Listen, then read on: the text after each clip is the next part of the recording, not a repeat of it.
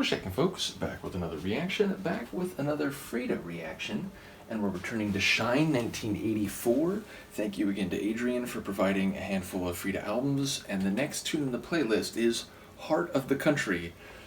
So I feel like on the surface of it, you could already take it a couple different ways.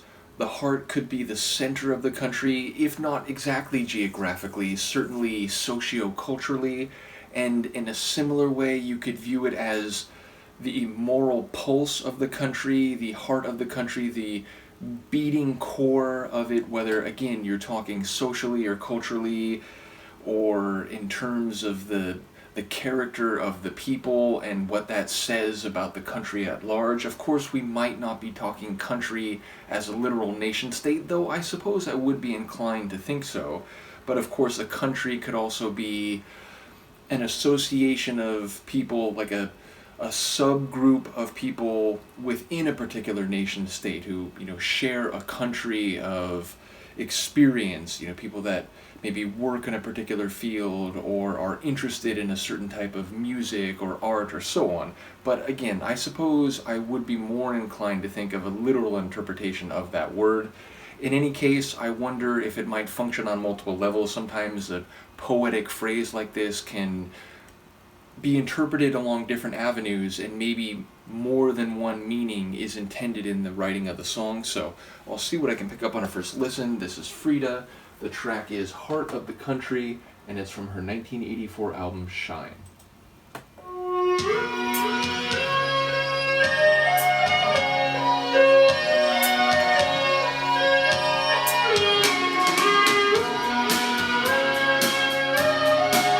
Almost sounds like a big country song. A candle burns in the heart of the country. The flame fades, though I see too exactly. It takes me further away than I have ever been. I live and the darkness comes. I pray for my only one,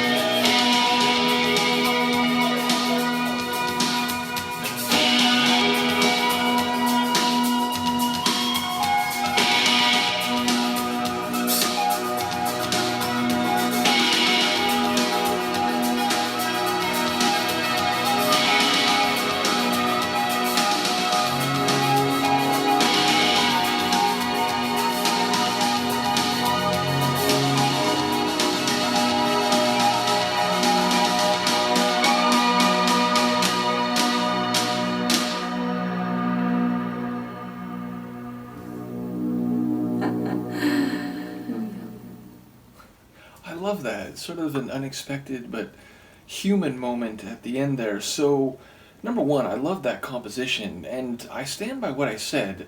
Not in all of its stylings, but in that guitar, I think, main melodic line, it reminded me of a mid-80s big country tune, which I'm a big fan of that group. Certainly I've enjoyed the progression, but I think they're most known for the stuff in the early to mid-80s, and that's what it sounded like, a 83 or 84 big country track. So I wonder about the nature of that main melodic line. Again, I was thinking it might be a guitar with an EBO, which is, I think, what big country is known for. In any case, I enjoyed the sonic layering. The guitar got a bit more aggressive and intense at the end.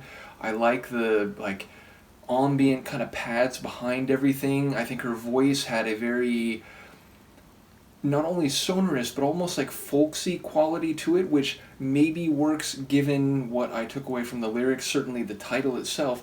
But it's interesting. So she was talking about having gone farther than she ever did before, talking about her own fear, but she's clearly talking to or about someone else as well, looking out for her only one. Is that what it was? I forget exactly the phrasing now. This often happens at the end of a track, especially when I start thinking about the Sonics first, but then wondering whether they ever saw this land again.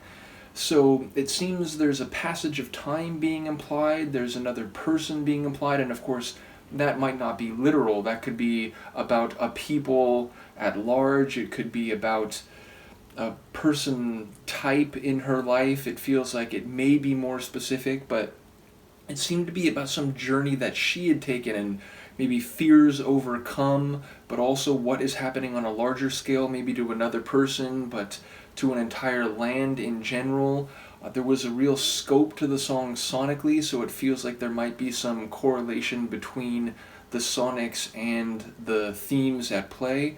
But yeah, a really compelling tune, which in one way, again, does have a mid-80s sound, but it also has that timeless quality where I feel like you could listen to this in another 40 years and it would still just have that it's just a very sonorous and accessible or approachable tune sonically and vocally. So yeah, a very cool one from Frida. Curious to hear what people have to say. Again, I have a sketch about what the song feels like it was about, but not enough. I didn't hear enough clearly to, on this first listen, have a more detailed or concrete, stitched together understanding of the narrative or the scene being painted. But again, it does seem like there's a passage of time being implied and multiple people and multiple scales in play.